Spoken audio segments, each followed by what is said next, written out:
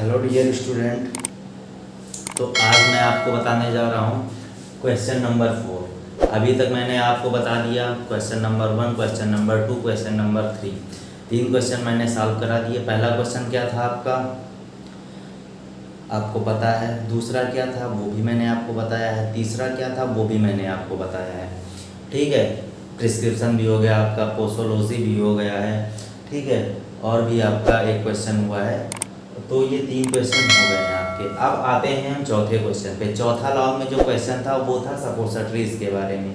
तो क्वेश्चन का क्या था आपका, क्वेश्चन था डिफाइन सपोसिटोरीज। फिर है उसके आगे discuss in detail various suppositories base used in preparation. इसमें आपको क्या बताना है, इसमें आपको सपोसिटरीज की डिफिनेशन बतानी है। ठीक है, डिफाइन करना है सपोसिटरीज को कि सपोसिटरीज क्या होती हैं, सपोसिटरीज कौन सी डोजेस फॉर्म में होती हैं, सपोसिटरीज को कहाँ यूज़ करते हैं, सपोसिटरीज किस साइज़ की और किस शेप की होती हैं और उनका कितना वेट होता है। इसके बारे में छोटा सा इंट्रोडक्शन आपको डिफिनेशन देनी है।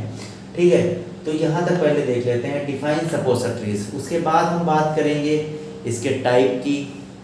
ठीक, क्योंकि लॉन्ग में है तो काफ़ी ज़्यादा लंबा जाएगा। सपोसिटरीज के बाद इसका आप टाइप देखोगे कि कौन कौन से टाइप होते हैं। उसके बाद सपोसिटरीज के बेसिस की बात कर लेंगे कि आप जब सपोसिटरी बनाते हो उस टाइम में जो बेस यूज़ करते हो वो कौन सा यूज़ करते हो, उसको एक्सप्लेन करना रहेगा। तो पहले आइए देख लेते हैं सपोसिटरीज। सपोसिटरीज क्या होती हैं? सपोसिटरीज आर सॉलिड और semi solid dosage form of medicament for inserted into body cavity. Cavity means होती है गुहा। Other than mouth they may be inserted to rectum, vagina और nasal cavity. Suppositories vary in size, shape and weight. ठीक है, तो आपको बता दें कि जो सपोसिटरीज होती हैं वो सेमी सॉलिड और सॉलिड डोजेस फॉर्म में होती हैं। मतलब कि आपकी जो सपोसिटरीज होती हैं वो सेमी सॉलिड डोजेस फॉर्म में होती हैं। ठीक है, वो कहाँ इंसर्ट की जाती हैं? वो इंसर्ट की जाती हैं बॉडी कैविटी में, जो गुहाएं होती हैं उसमें इंसर्ट की जाती हैं। ठीक है, दे में बी इंसर्टेड टू रेक्टम। और कहाँ कहाँ यूज़ की जाती हैं? रेक्टम, वेजाइना और नेज़ल, ईयर बोन्स भी होते हैं। तो आपको पता है कि जो सपोसिटरीज होती कहाँ कहाँ इंसर्ट कराई जाती है। सपोसिटरीज बहुत सारी चीज़ों से वैरी करती है। जैसे सपोसिटरीज, सारी सपोसिटरीज का साइज़ अलग अलग हो सकता है, शेप भी अलग होता है, वेट भी अलग होता है। नेज़ल हो सकता है सपोसिटरीज दूसरे साइज़ की दूसरे शेप की हो, वजाइना दूसरे साइज़ की दूसरे शेप की। तो जो सपोसिटरीज होती हैं एक साइज़ एक शेप की नहीं होती, सबका साइज़ अलग अलग होता है, सबके शेप अलग अलग होते हैं और सबका वेट भी अलग अलग होता है। तो आपको पता चल गया सपोसिटरीज क्या होती है। Suppositories semi solid dosage form होती हैं, वो इंसर्ट कराई जाती हैं बॉडी कैविटी में। ठीक है, कहाँ कहाँ? Rectum, vagina, nasal, year. ठीक है, यहाँ यहाँ आप इंसर्ट कराते हो। और दूसरी चीज़, ये जो इनका साइज, शेप और वेट है ये वेरी करता है। हर साइज़ की आपको सपोसिटरीज मिलेंगी, हर शेप की मिलेंगी, हर वेट की मिलेंगी। ज़रूरी नहीं कि सारी सपोसिटरीज 1 ग्राम की हों, ज़रूरी नहीं सारी सपोसिटरीज सिलेंड्रिकल शेप की हों, ज़रूरी नहीं कि उनका साइज़ एक ही जैसा हो। तो आपको पता चल गया सपोसिटरीज क्या होती हैं। तो अब देख लेते हैं कि सपोसिटरीज टाइप। हालांकि इसमें आप यूजेस भी लिख सकते हो, एडवांटेज भी लिख सकते हो, डिसएडवांटेज भी लिख सकते हो, लेकिन यहाँ क्वेश्चन केवल जो पूछा गया है वो define suppositories, discuss in detail various suppository base used in preparation. इसमें केवल आपको सपोसिटरीज को डिफाइन करना है और जो आप प्रिपरेशन करते वक्त बेस यूज करते हो उसको डिस्कस करना है। ठीक है, तो अब देख लेते हैं टाइप ऑफ सपोसिटरीज।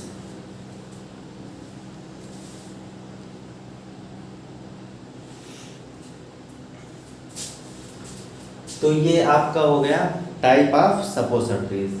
ठीक है, अभी तक आपने पढ़ा सपोसिटरीज की डिफिनेशन, सपोसिटरीज क्या होती हैं, किस फॉर्म में होती हैं और कहाँ इंसर्ट कराई जाती हैं। अब बात करते हैं type of suppositories.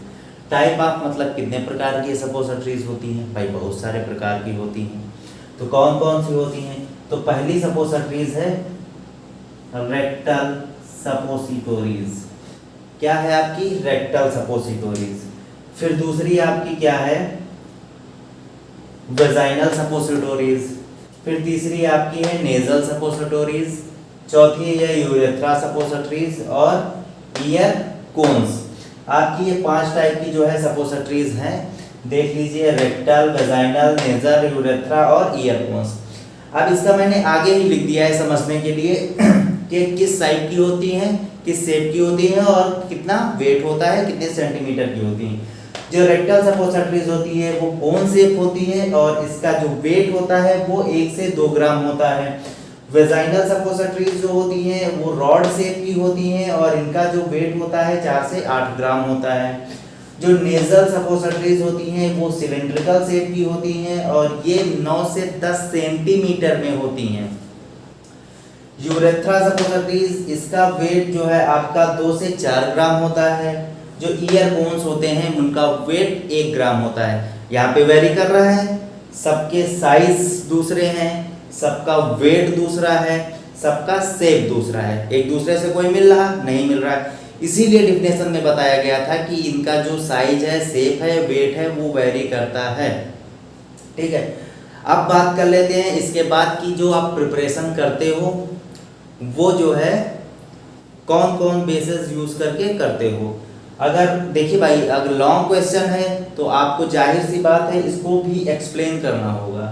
Rectal suppositories, इसमें लिख देना रेक्टल सपोजिटरीज कहाँ यूज होती हैं, ठीक है, किस फॉर्म में होती हैं, लिख देना rectal suppositories semi solid dosage form में होती हैं, इनका जो शेप होता है वो कौन शेप होता है, इनका जो वेट होता है 1 से 2 ग्राम होता है और वो रेक्टम में इंसर्ट कराई जाती हैं, ये लिख दोगे। वेजाइनल में वेजाइना का लिख दोगे, इसका साइज लिख दोगे, इसका शेप लिख दोगे, तो डिफिनेशन इसी से बन जाएगी, कोई बहुत ज़्यादा नहीं। और जिसको नोट्स चाहिए वो हमें मैसेज कर देगा, मैं उसको नोट्स भी प्रोवाइड कर दूंगा।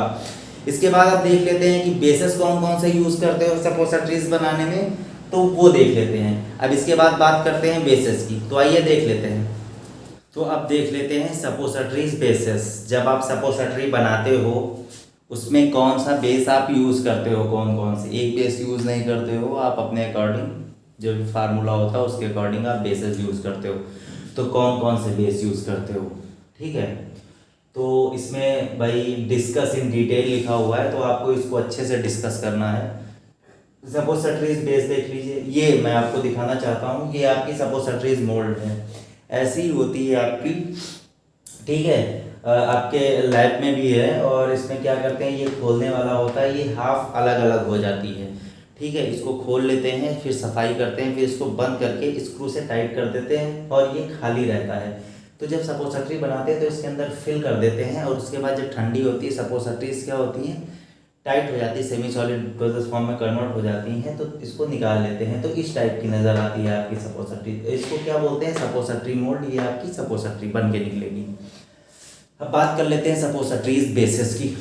तो सपोजिटरीज बेसिस आप देख लीजिए, पहला बेस है आपका फैटी बेस, पहला बेस आपका फैटी बेस, दूसरा आपका है वाटर सॉल्युबल बेस और तीसरा emulsifying base.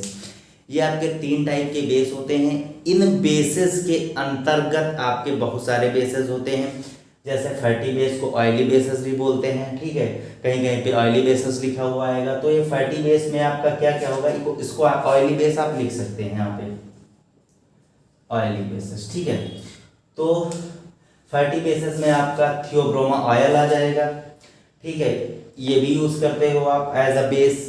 Emulsified theobroma oil आ जाएगा, हाइड्रोडिनेटेड ऑयल आ जाएगा, ठीक है। आपके ये 3 फैटी बेसिस में आ जाएंगे, ठीक है। आपके जो बेसिस हैं वो कितने हैं, वो 3 हैं, एक फैटी बेसिस, दूसरा water soluble water miscible basis और इमल्सिफाइंग बेसिस। इसके अंतर्गत आपके कितने हैं, फैटी बेसिस में आपके थियोब्रोमा ऑयल आ जाएगा, ये तो पता है आपको कि रोस्ट और क्रस्ट करके निकाला जाता है किससे, कोकोआ, थियोब्रोमा कोकोआ से, ठीक है।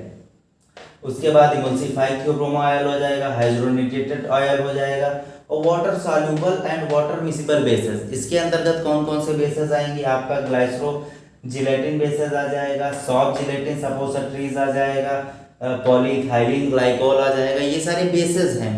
ठीक है, फिर तीसरा आ जाएगा इमल्सिफाइंग बेसेस।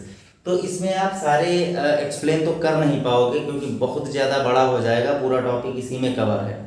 तो आप क्या करना, सपोजिटरी बेसेस डाल के ये सारे एक्सप्लेन कर देना कि इतने टाइप की बेसेस होते हैं। उसके बाद क्या करना, फैटी बेस से एक उठाना थियोब्रोमा ऑयल। थियोब्रोमा ऑयल का जो है आप कैसे निकलता है, रोस्ट क्रस्ट करके निकलता है, किससे निकाला जाता है वो लिख देना। उसके बाद उसका एडवांटेज डिसएडवांटेज, इसमें जितने भी आपके ये बेसेस हैं सबका एडवांटेज सबका डिसएडवांटेज है, 5-5 पॉइंट, बहुत छोटी सी डिफिनेशन में, छोटे वर्ड्स में। ठीक है, तो ये इसके सारे भी सपोजिटरीज के एडवांटेज डिसएडवांटेज ये सारे आपको लिखने पड़ेंगे।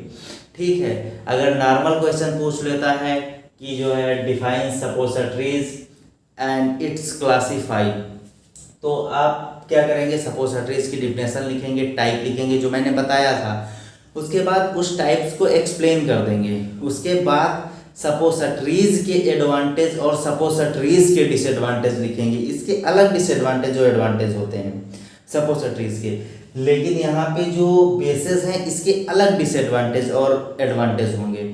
तो आप अच्छे से पढ़ लीजिएगा। ठीक है, सपोजिटरीज बेसेस कितने होते हैं, सपोजिटरीज बेसेस 3 होते हैं। कौन कौन से होते हैं, फैटी बेसेस, इनको ऑयली बेसेस भी बोलते हैं, दूसरा वाटर सॉल्यूबल और वाटर मिसिबल बेसेस, तीसरा इमल्सिफाइंग बेसेस। फैटी बेसेस में आपका क्या आ जाएगा, थियोब्रोमा ऑयल आ जाएगा, इमल्सिफाइड थियोब्रोमा ऑयल आ जाएगा, हाइड्रोजनेटेड ऑयल आ जाएगा। दूसरे में आपका water soluble water miscible bases में क्या आ जाएगा, ग्लाइसरोजिलेटिन बेसेस आ जाएगा, सॉफ्ट ग्लाइसरीन सपोजिटरीज आ जाएगा, पॉलीइथाइलिन ग्लाइकोल आ जाएगा, इमल्सिफाइंग बेसेस आ जाएगा। इसका एडवांटेज डिसएडवांटेज इसका भी लिख देना, ऐसे छोड़ के मत आना। अगर ये क्वेश्चन आता है तो सपोजिटरीज की डिफिनेशन, सपोजिटरीज के टाइप और फिर बेसेस ये जरूर बना देना अगर सपोजिटरीज की डिफिनेशन आएगी, इससे अच्छा इंप्रेशन पड़ेगा। तो अब कल मैं आपको बताऊंगा क्वेश्चन नंबर 5। ठीक है, मैंने इतना बताया तो इतने पे ही नहीं रुकना, इसको आपको एक्सप्लेन करना। मैंने आपको केवल ओवरव्यू दिया है। ठीक है, से संभव नहीं है कि पूरा मैं बोर्ड पे लिख सकूं। जिसको ज़रूरत होगी वो नोट्स मैसेज करके ले सकता है। ठीक है, ओके, थैंक यू भाई।